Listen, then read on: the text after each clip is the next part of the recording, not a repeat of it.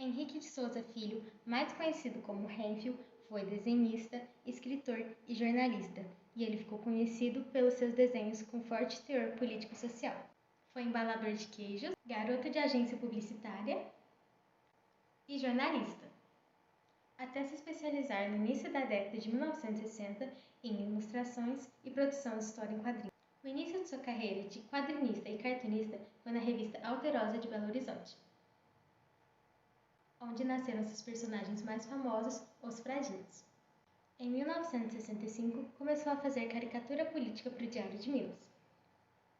Foi um dos grandes representantes da resistência à ditadura e colaborou com o semanário O Pasquim, um dos ícones do combate à ditadura militar por meio da sátira. Em 1970, lançou a revista Os Fradinhos, com sua marca registrada, um desenho humorístico, crítico e satírico, com personagens tipicamente. Foi no Pasquim, em plena ditadura militar, que o artista viveu uma das fases mais criativas da carreira.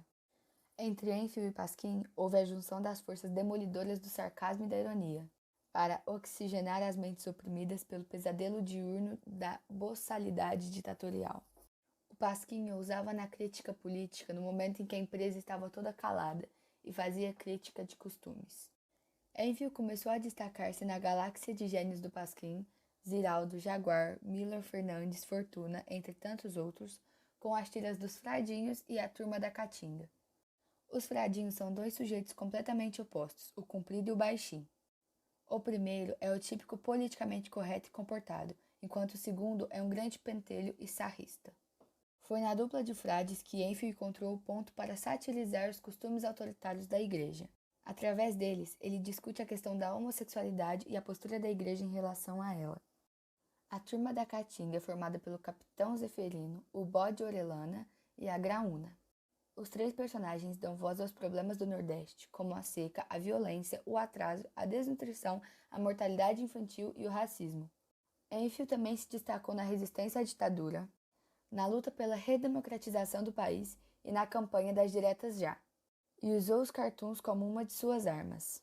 O comunismo, a esquerda e a militância são temas comuns tanto nos Fradinhos quanto na Turma da Caatinga.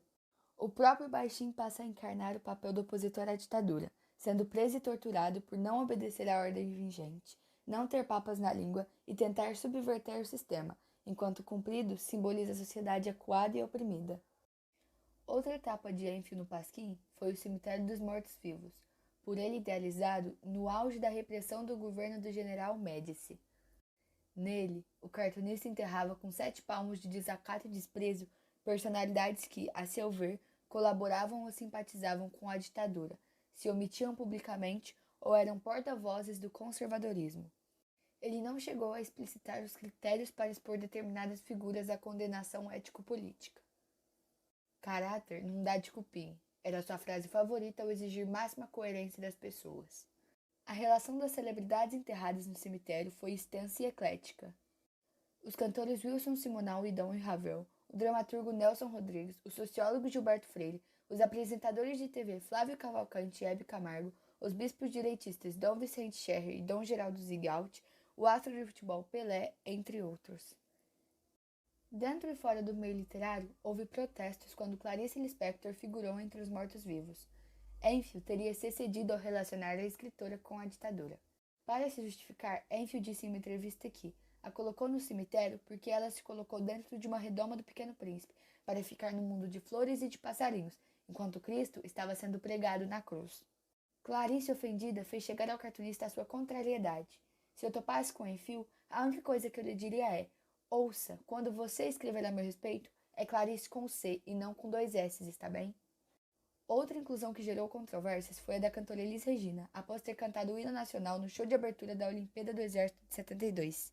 Depois de um tempo, Enfield se disse arrependido e elogiou o novo disco de Elis, com resquício de mordacidade. Fiquem certos de uma coisa, Elis Regina é melhor do que a Elis Regente. O episódio foi esquecido pelos dois, tanto que namoraram na década seguinte. Além disso, Enfield teve seu nome citado na música O Bêbado e Equilibrista, de João Bosco e Aldir Blanc, considerado o hino da anistia e eternizada pela própria Elis.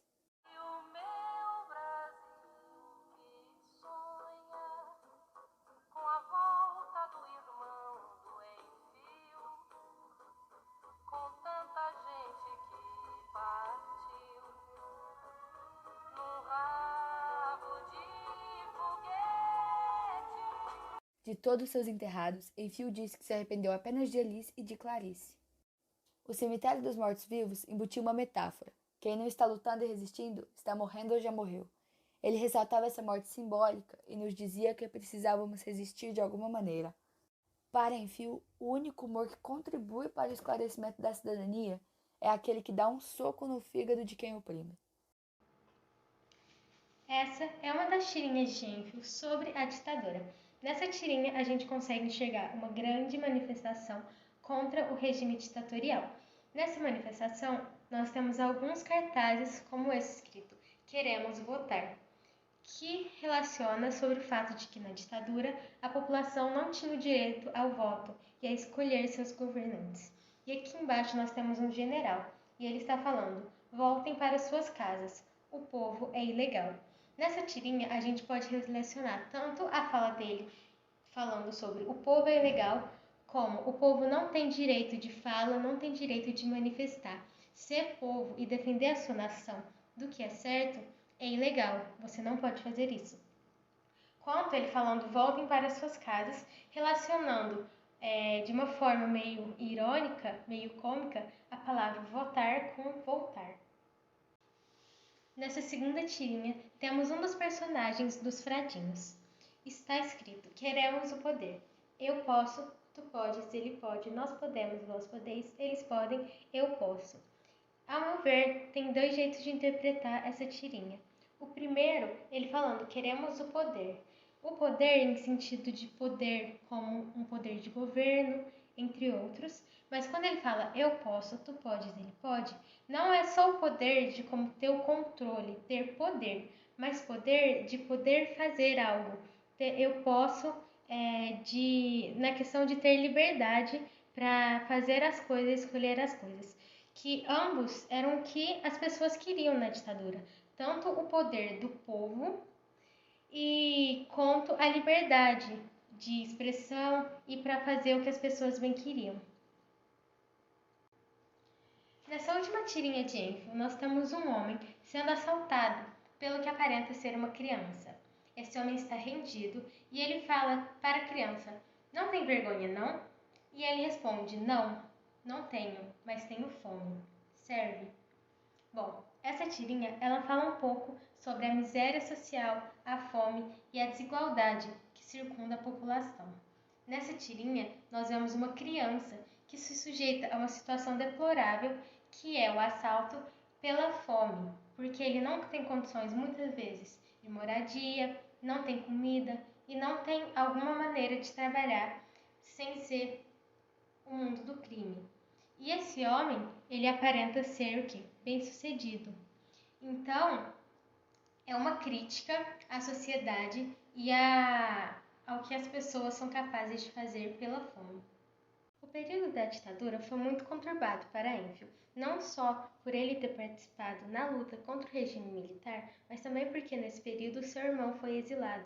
E na visão do artista, esse fato não tinha sido levado com a seriedade que tinha realmente. Na visão vítima da AIDS, Enfield faleceu no Rio de Janeiro, em 4 de janeiro de 1988. O cartunista contraiu HIV em uma das transfusões de sangue que fazia com frequência, visto que ele era hemofílico, assim como seus irmãos. Em outubro de 2017, a história do cartunista foi retratada no documentário Enfield, produzido por Angela Zou e apresentado no Festival do Rio.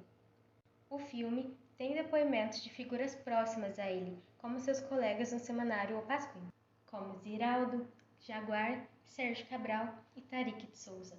Tarik ainda diz em um de seus depoimentos que é um erro chamar Enfield de um cartunista apenas, pois ele foi um multiartista.